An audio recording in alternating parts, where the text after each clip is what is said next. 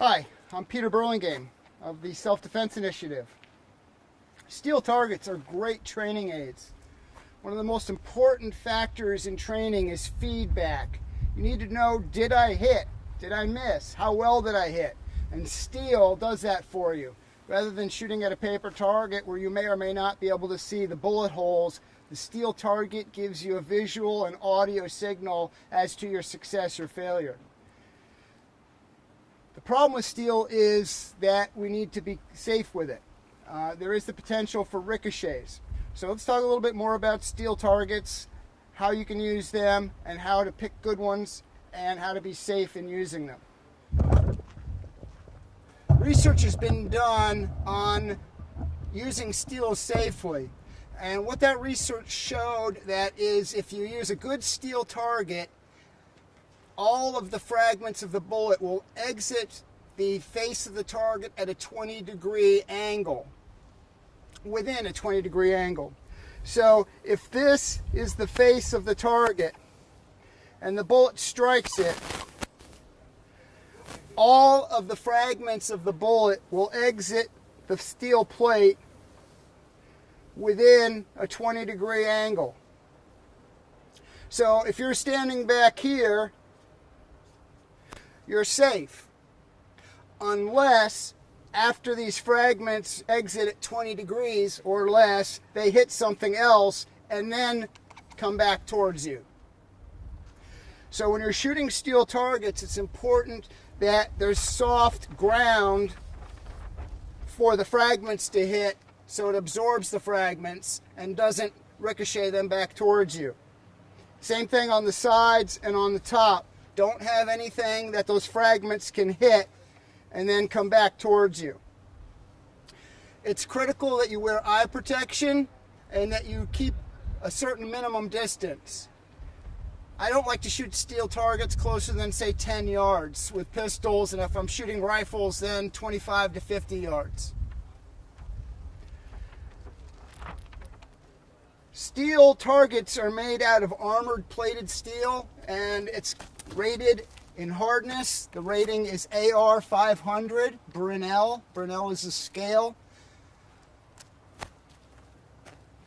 One other thing we need to realize with the exiting of the bullets at 20 degrees, or the fragments at 20 degrees, if the face of the target gets cratered from bullet impacts, it may be that you're shooting a caliber higher than the plate's rated, or maybe you have a inferior rated plate. If the face of the plate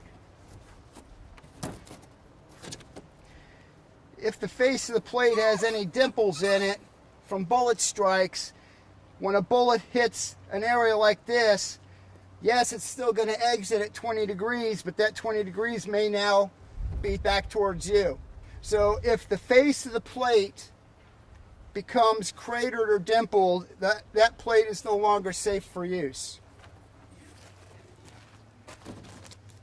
When you're setting up a steel target, it's good if it has the ability to move. That will help absorb the recoil or the impact of the bullets, and that will increase the life of the plate.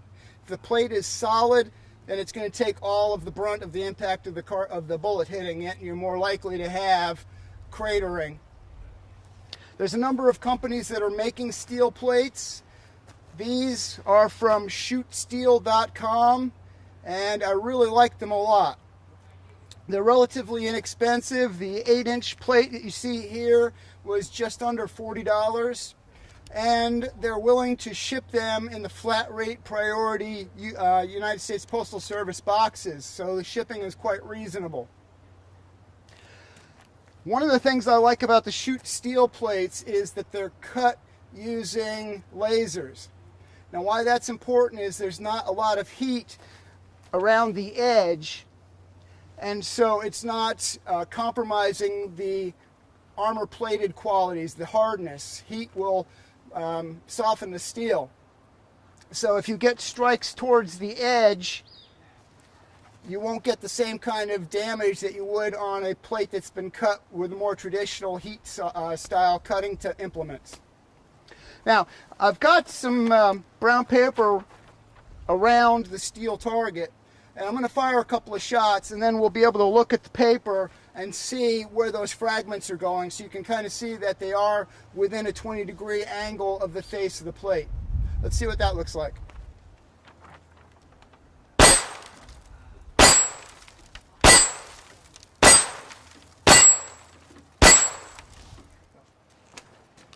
All right, so I just fired 5 or 6 shots of .22 long rifle out of a pistol at the steel plate, and you can probably notice that the plate swung a little bit to absorb the impact from the .22.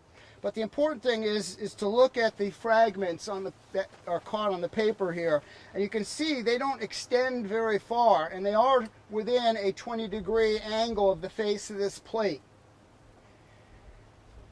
So as long as the plate is flat and you don't have anything else hard for these fragments to ricochet off, shooting steel is quite safe. Another nice thing I like about these shootsteel.com targets is you can use both sides of them. So if one side does get kind of pitted or cratered or dimpled, you can just turn it over and use the other side. Or as you see here, I've got one side painted red, one side painted white.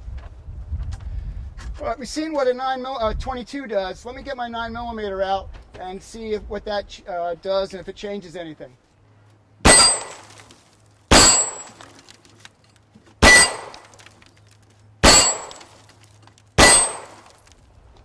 All right, so I just fired 4 or 5 shots of 9mm. You can see that, yes, the fragments are a little bit larger, so the holes in the paper are a little bit larger, but they're in exactly the same area as the strikes from the fragments from the .22. I'm going to have the camera come in over here, and we can look at the bottom here on the other side, and you can see the pattern is consistent all the way around, and you can also see some of the fragments of the bullet on the ground here.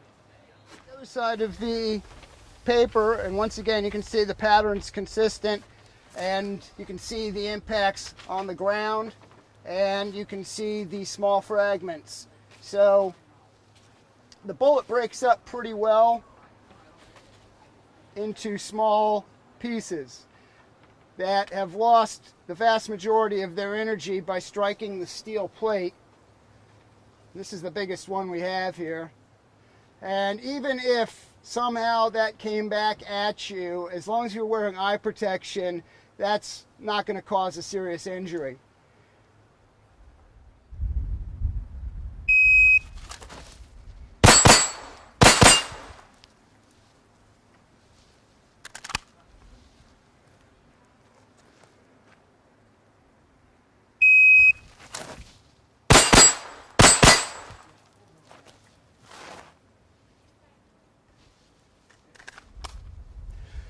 So you can see that if you pick good targets, you set them up properly so they can absorb the recoil, the impact of the bullets, you buy from reputable companies, and you follow basic safety guidelines like keeping your eye protection on and not having any hard surfaces for the fragments to hit, steel is a very safe and wonderful training aid, giving you immediate feedback, which is important to performance training.